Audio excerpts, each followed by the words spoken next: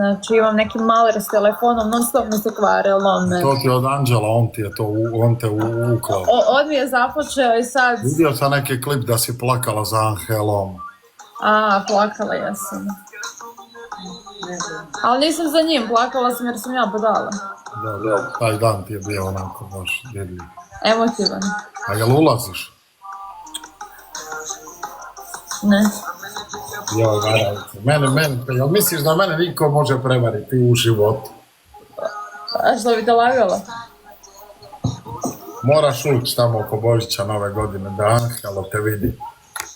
Baš mene briga za njega. Imaš ti sad bivših tamo koliko hoćeš, Matora, Angelo, Filip. Puno kapa. Ja samo što se upalila, evo nisam, znači 2 minuta sam u live-u i ti si me pozvala. Bre, ne znam, vidjet ćemo. Nikad se ne zna. Možete sutra već da me vidite na TV-u. Zamisli to. Nikad se ne zna. Angelo bi bio sretan. Ti moraš ući, dobro, tebi je, ti moraš sad.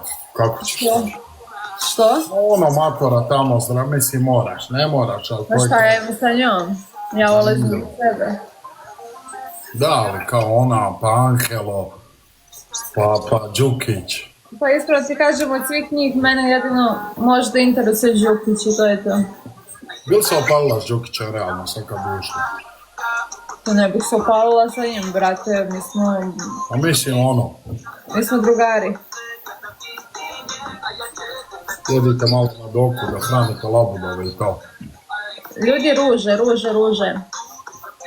7 komada nam treba. Ja neću ni ispuniti cilj, to je ovo.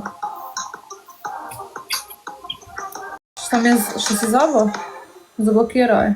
Ljudi, ruže nam trebaju. Si me pitala u Čuć, odmah mi je sve zablokiralo. Jel hoćeš ili nećeš? Hvala, Nik. Neću, kaki. To? A imam i, nemam to uopće u planu, a imam obaveze, neke ugovore druge za onaj box, za hell, za ovo, za onaj... U 10 ću ja ući. Sljedeće.